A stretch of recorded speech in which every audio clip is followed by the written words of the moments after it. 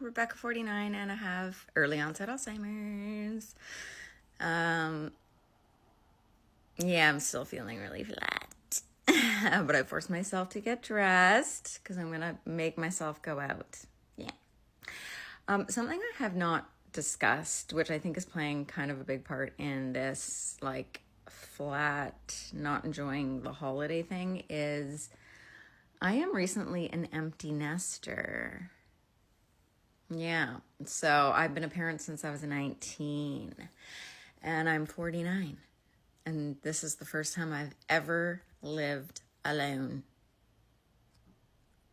I mean, I love it. I mean, the first couple of weeks I was riding high. It was so nice, like really, really nice to have. I didn't realize how stressed I was having a teenager in the house. But I think that might be playing into a lot of like the feelings of isolation that I have, on top of the fact that I don't have a car or a job. So I'm like not really, any sort of interaction that I have with adults is from my own motivation, which often now I feel is very meh. Like I could take it or leave it. I spent yesterday wrapping presents, and trying to put myself in the Christmas spirit. There's my tree. But it felt like nothing. I just am going through it, which actually, if I think about it, anyone who is given a terminal diagnosis, I can't imagine, feels great about that. Anyways, I know a lot of people have been asking about the tests that I've had done, and I don't think I've shared on that specifically, but I'm going to. And so, and everyone wants to know why I even started thinking I had dementia, which I didn't think I did until my neurologist walked into my appointment a year and a half ago with Alzheimer's patient pamphlets for me without even saying it to me. Anyways, yeah, I first started off with having a few MOCA tests, which is the Montreal Cognitive Assessment. I think it's like, I don't know, rated out of 30 or something. And I didn't do well. And then my psychiatrist did it again, and I didn't do well, and then I didn't do well. And my last one, I got a 13, which is moderate, which is low. It's really low. 13 is low for MOCA. I've had CTs, which showed really kind of nothing. Mine showed a little bit of like frontal lobe atrophy, which was like out of range of normal for my age. I got that done when I was 46.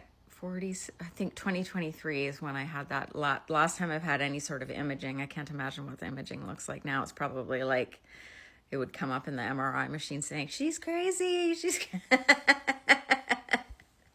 I actually probably said that back then too.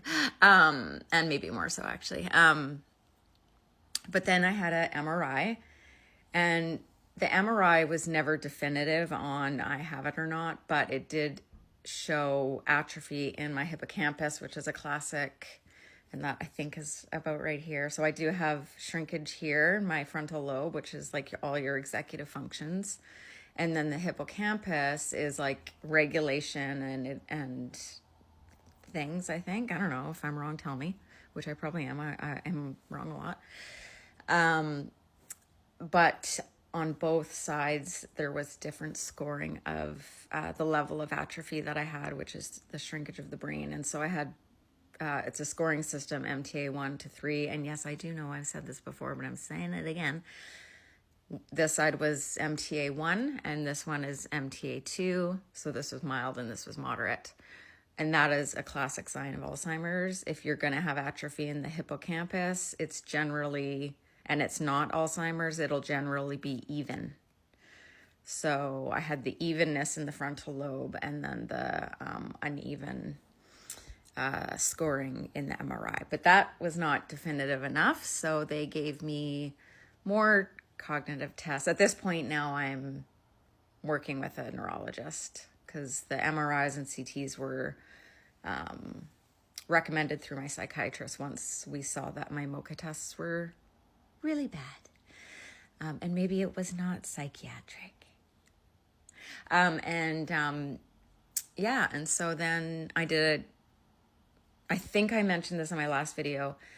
By the time it took for me to actually get my neurology appointment, it had been so long. And by then I had accommodations at work. So, because I had taken a year off work, had all this testing done, thinking it was stress. And then in that year, when I went back to work, they let me come back with accommodations, which was that I got to work from home, which was so helpful. Plus, my job was one that it was the same thing I did every single day. So it wasn't like, it was hard because I was reading child abuse all day. And so that was emotionally challenging. My therapist thought it was terrible for my brain, and she's probably right.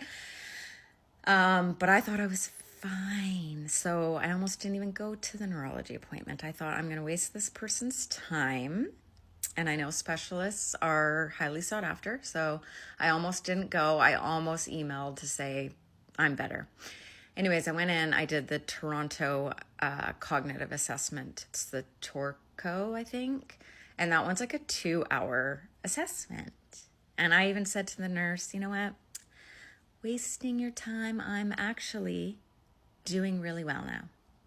Because I had these accommodations that just made it look like, these things weren't cropping up. Anyways, I thought I did really well on the test. I said, see? I did so good on that test. I'm wasting your time. And he came back and he said, I failed the test really badly. So that's how, denial sometimes is your best friend or your worst enemy, whichever one you choose. Anyways, so that my neurologist, the first meeting, he's so lovely.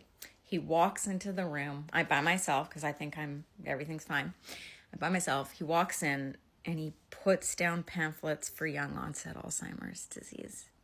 That's how I thought or found out that there was maybe something more.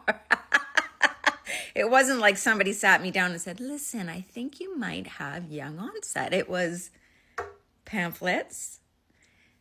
And then he said it. So I looked at the pamphlets and I was like, what the fuck is this? Why am I alone? And then from there we did SPECT CT, which is a CT that goes in and it kind of shows like which electrodes are not working. And it actually came back normal. That doesn't mean a fucking thing though, apparently. And then we did the cerebral spinal fluid, so a spinal tap. And that was the definitive confirmation that they needed, because if you have proteins in your cerebral spinal fluid, it's called beta amyloid.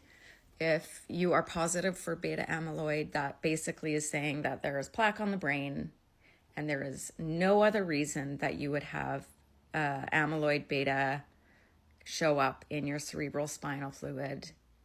There's no other reason except for Alzheimer's. So mine indicated that I was positive and my amyloids were very, very low. So it wasn't just like a little drop, it was quite significant. And so that was the definitive test that they did. So there was no point in redoing them, he said, because it's not going to show, if we redid it, it's not going to show where I am in the progression. It's going to be more symptom based as to like if I'm in the mild, moderate, or severe stage. So right now, basically, he's seeing me regularly to see what functions I'm losing. So yeah. And I mean, the MAID doctor said a year, but like, who knows? It could be before and it could be after that. So I don't want to say I'm not going to have another Christmas, but I might not. But I might also not. You know what I mean?